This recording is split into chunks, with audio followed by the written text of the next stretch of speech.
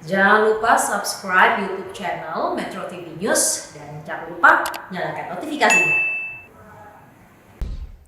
Pemirsa, lalu bagaimana mekanisme pencairan subsidi gaji untuk 15,7 pekerja berpenghasilan di bawah 5 juta rupiah?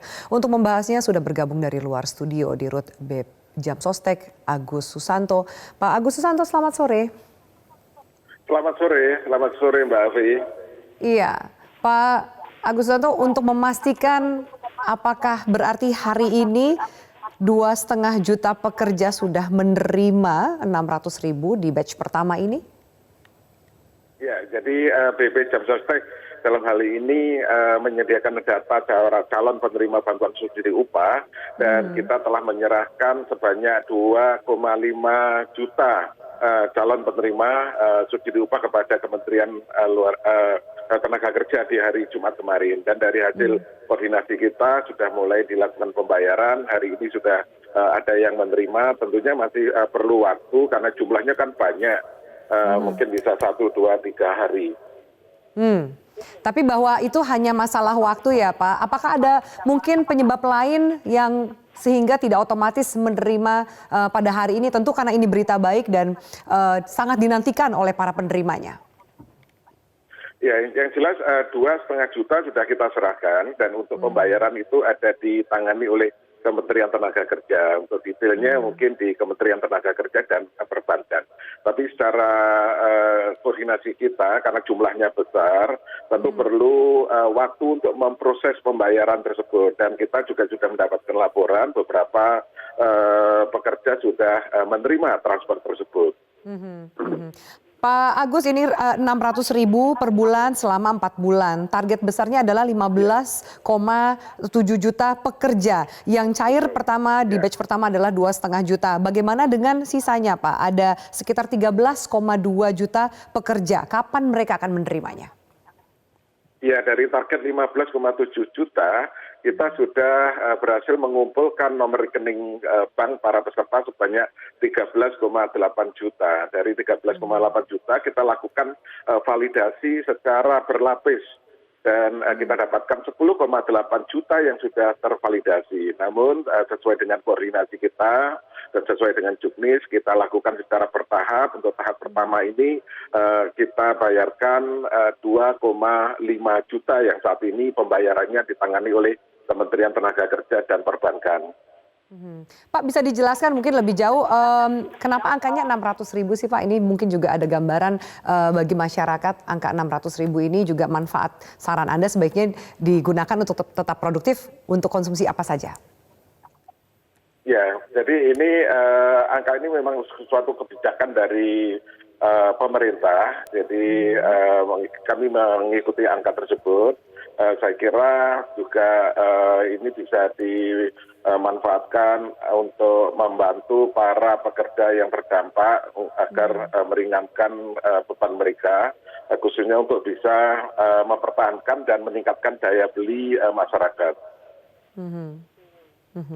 Baik, Pak Agus, kita harus jeda. Saya mengutip pernyataan dari Presiden yang mengatakan bahwa ini merupakan apresiasi dari pemerintah terhadap perusahaan yang rajin membayar iuran Jamsostek.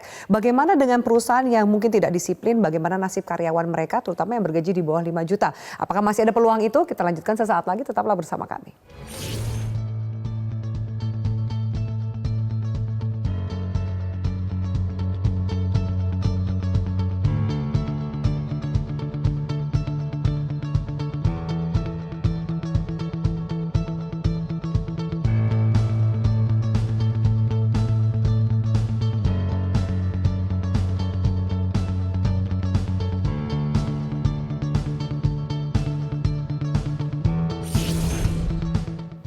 Baik, kita lanjutkan dialog kita dengan Dirut BP Jamsostek Tenaga Kerjaan, Pak Agus Susanto. Pak Agus, tadi sebelum jeda saya sempat menanyakan, ini merupakan bentuk apresiasi dari pemerintah terhadap perusahaan yang rajin membayar iuran Jamsostek seperti itu. Ini diyakinkan bahwa 15,7 juta pekerja penerima adalah yang perusahaannya disiplin semuanya, tidak ada KKN dan lain-lain.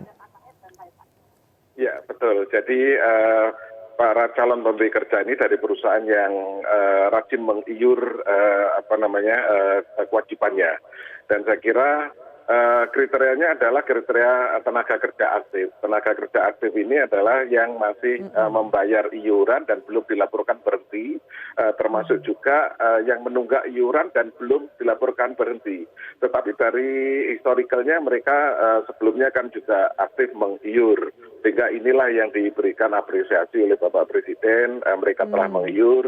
Kalau dalam bulan-bulan terakhir karena pandemi ini ada yang menunggak, itu diberikan kelonggaran oleh pemerintah dan tetap mendapatkan bantuan subsidi upah ini. Dan saya kira untuk mengiur ini kan merupakan suatu kewajiban bagi perusahaan untuk terus membayar iuran.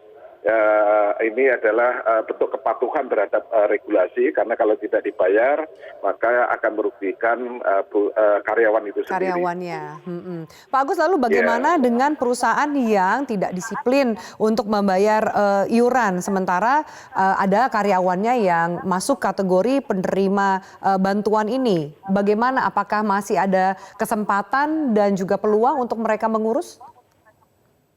Ya, saya kira pemerintah telah memberikan kelonggaran itu. Jadi bagi perusahaan yang masih menunggak, namun kepesertaannya belum dilaporkan berhenti, jadi masih aktif, itu masih berhak untuk bisa mendapatkan bantuan subsidi upah ini. Dan saya menghimbau kepada perusahaan untuk segera mengurus, ya, karena yang namanya membayar ini adalah kewajiban, perintah dari regulasi, bentuk kepatuhan. Ya, tolong ini segera dibayarkan. Dan saya kira selama mereka membayar, inilah yang diberikan apresiasi. Iya, Pak Agus, lalu bicara soal pengawasan, mengingat ini ada pencairan tunai langsung ke penerima, bisa kita katakan celah atau rawan penyimpangannya. Bagaimana pengawasan dan juga sanksi yang akan diterapkan jika ternyata ada penyimpangan? Ya, jadi bantuan ini diberikan langsung melalui transfer bank ke rekening masing-masing pekerja.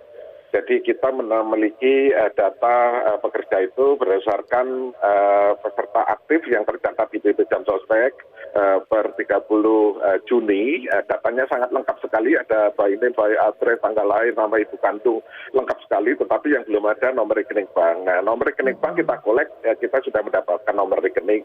Kemudian kita lakukan validasi secara berlapis, yaitu apakah cocok nomor rekening tersebut dengan data yang ada di bank. Kemudian kita validasi ketunggalan nomor rekening tersebut. Kemudian kita validasi juga dengan ketunggalan kepesertaan. Artinya satu NIK, satu nomor kepesertaan BP Jam Sostek, kemudian satu nomor rekening, sehingga kita memastikan orangnya tepat dan kita transfer langsung ke rekening tersebut. Ya.